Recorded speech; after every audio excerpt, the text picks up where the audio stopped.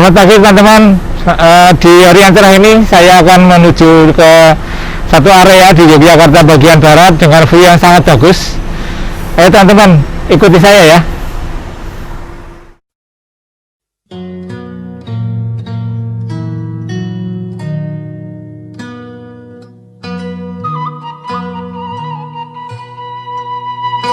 Halo teman-teman, saya sudah sampai nih di daerah perbukitan Menoreh ini.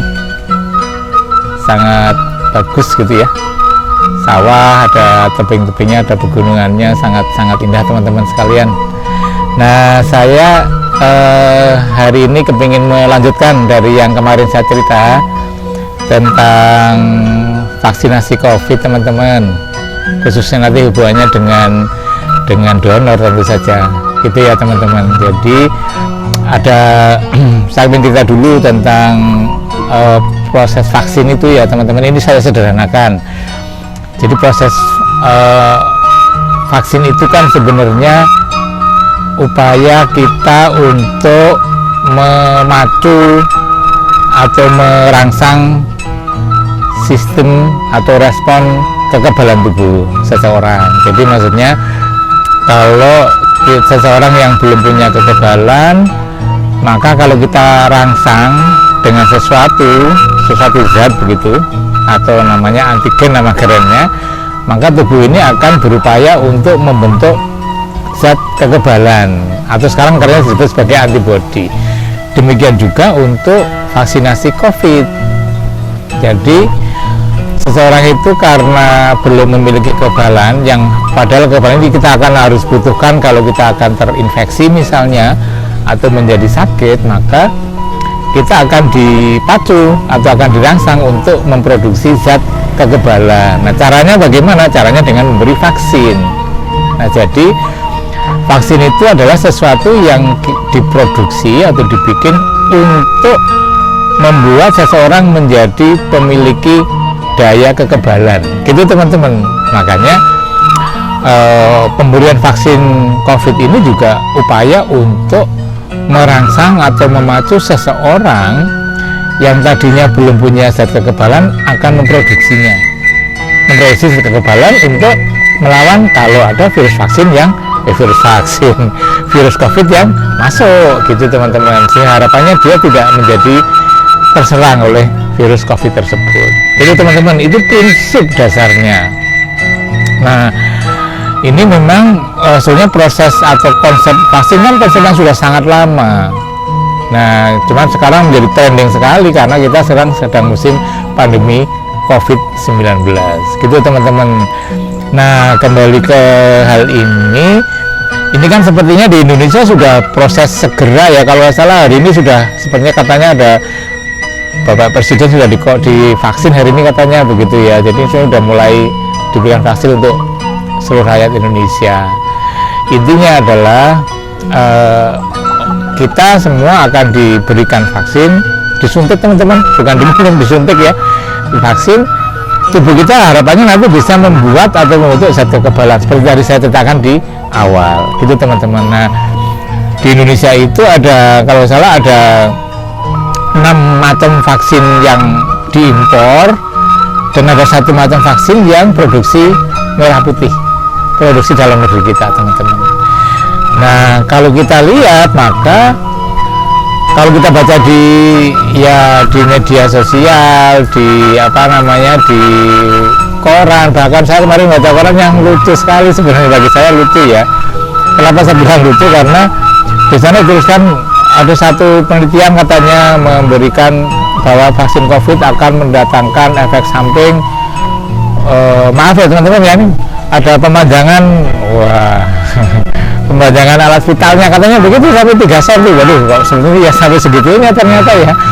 Ya sekarang zaman medsos ya teman-teman, mungkin hal-hal banyak beredar banget ya, efek samping macam-macam dan yang macam-macam lah yang beredar sangat banyak. Cuma kalau kita harus bijak gitu ya teman-teman, bahwa vaksin ini kan diproduksi dengan proses yang sangat ketat, tentu oleh pabrik-pabrik atau produsen yang juga sudah memiliki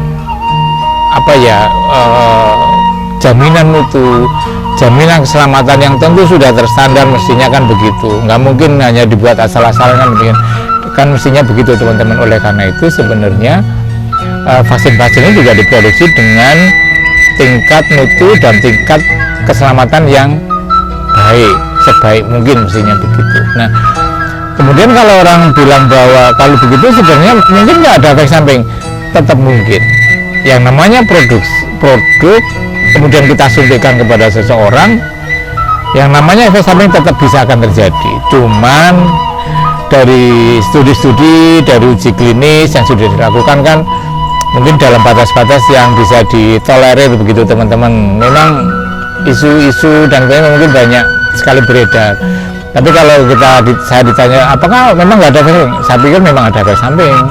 Tapi mungkin mudah-mudahan efek samping yang tidak sampai berat, dan juga mungkin dari sisi perhitungan mungkin hanya 1 di antara sekian ribu atau 1 di antara sekian juta dan seterusnya. Saya tidak hafal banget angka-angkanya, tetapi intinya adalah itu persentase yang sangat-sangat kecil sebenarnya. Yang namanya risiko itu selalu ada. Orang kita disuntik sesuatu dari luar kok bahwa itu terjadi efek samping sangat-sangat terjadi. Tetapi secara umum, maka kalau kita lihat di Indonesia sekarang kan MUI sudah meng-approve, menyetujui. Kemenkes otomatis ya, karena Kemenkes yang punya gawe ya, yang punya pekerjaan besar ini. ID juga sebenarnya sudah menyetujuinya juga.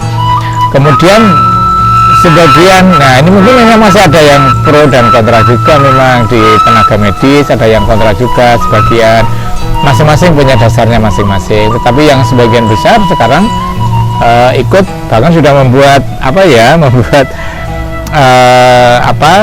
tampilan-tampilan siap divaksin dan seterusnya. Ya kita tunggulah teman-teman, karena kalau saya sudah mendaftar teman-teman, saya ikut yang akan ikut vaksin. Saya ikut vaksin, jadi sudah mendapatkan SMS konfirmasi untuk akan divaksin sebagai kebutuhan tenaga kesehatan ya, karena kan didahulukan ya, kita bisa pahami itu, saya kira itu teman-teman.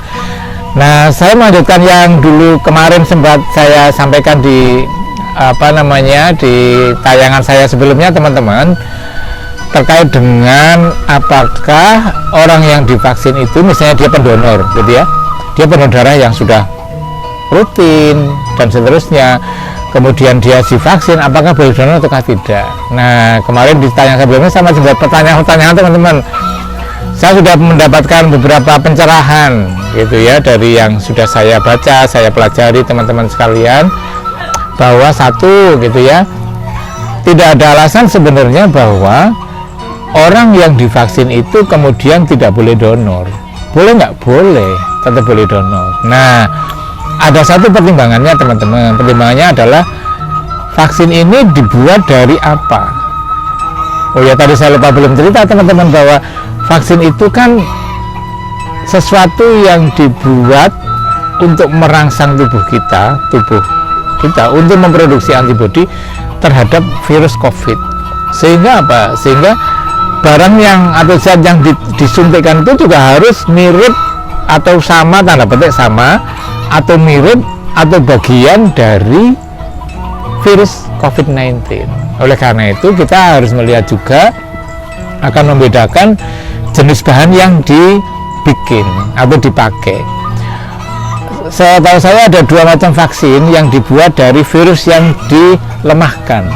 Artinya itu virus utuh tapi sudah lemah, tidak bisa menginfeksi lagi, yang disuntikkan dalam jumlah yang terbatas, jumlah yang sudah dihitung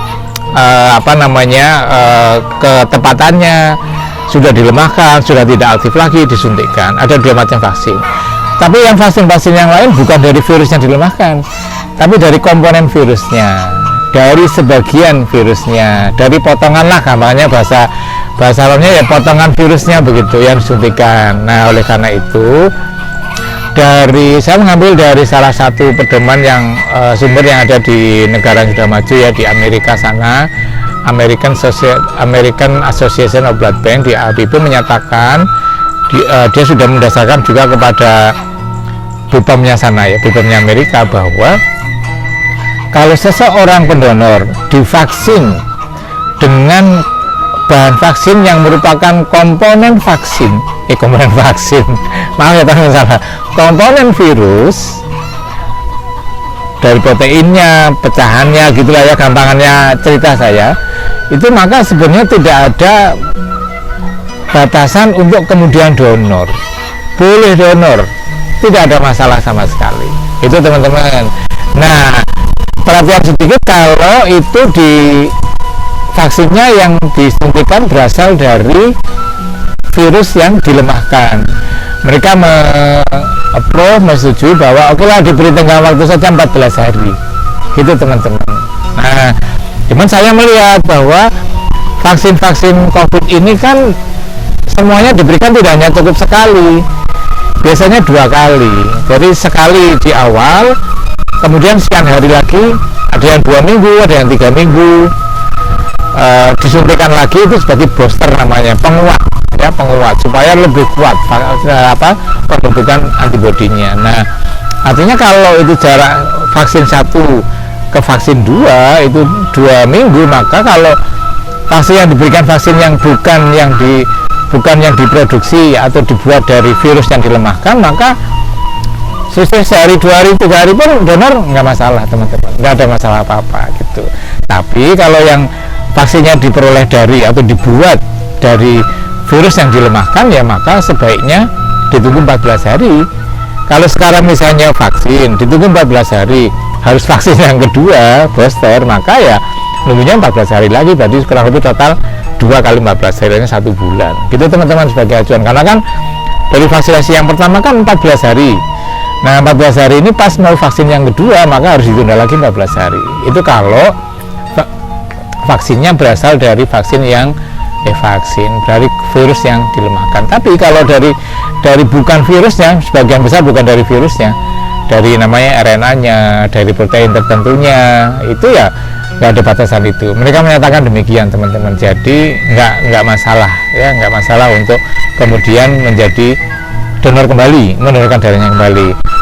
Kenapa ini menjadi penting teman-teman? Ya penting seperti yang saya selalu bilang, hampir selalu di setiap saya sampaikan tentang donasi darah ini, ya safety itu nomor 1, baik safety pasiennya maupun juga safety donornya sendiri. Itu teman-teman kenapa ini menjadi hal yang cukup krusial sekarang.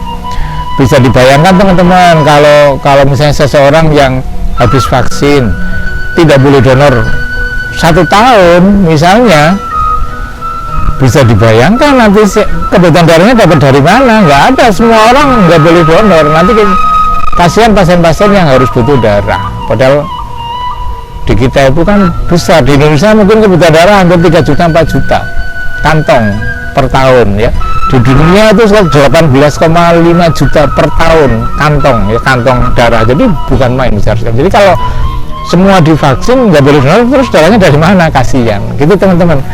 Ini mungkin menambah wawasan bahwa teman-teman ya, jadi nggak usah khawatir teman-teman, nanti kalau khususnya para pendonor atau teman-teman yang belum pernah donor tapi mau donor sudah vaksin, nggak usah takut. Teman-teman medis, tenaga medis dan tenaga kesehatan nakes habis vaksin, kalau vaksinnya bukan dari virus yang dilemahkan ya nggak ada masalah, langsung donor nggak ada masalah. Tapi kalau dari virus dilemahkan memang ada saran, oke lah ditunggu 14 hari kemudian, masih cukup, 14 hari masih cukup untuk menyehatkan, untuk siap-siap dan seterusnya. Karena sekali lagi ini memang juga pertimbangan donornya supaya tetap aman gitu kan. Aduh gitu teman-teman, ini saya waduh udaranya bagus sekali, nyaman sekali di bawah pohon pohon kelapa, anginnya sepoi-sepoi di sawah, hamparan sawah seperti ini, bukan main teman-teman. Dan minumnya ini teh teh lemon ya, lemon tea, ada pisang goreng, ada sate-sate, ada ini yang namanya geblek, makanan khas di Kulon Progo teman-teman. Ini saya ambil 1 teman-teman, ini gorengan nggak banyak tapi bagi saya ya nggak apa-apa ya teman-teman ya. Nah, itu teman-teman mungkin ya yang bisa saya sampaikan untuk tayangan yang ini. Mudah-mudahan cukup menambah wawasan teman-teman. Saya akan selalu update video-video saya, jangan lupa untuk selalu mengikuti video-video ini dan jangan lupa share ya ke teman-teman yang lain supaya lebih manfaat untuk teman-teman yang lain, dan jangan lupa subscribe gitu teman-teman. Selamat siang, sampai ketemu. Assalamualaikum warahmatullahi wabarakatuh.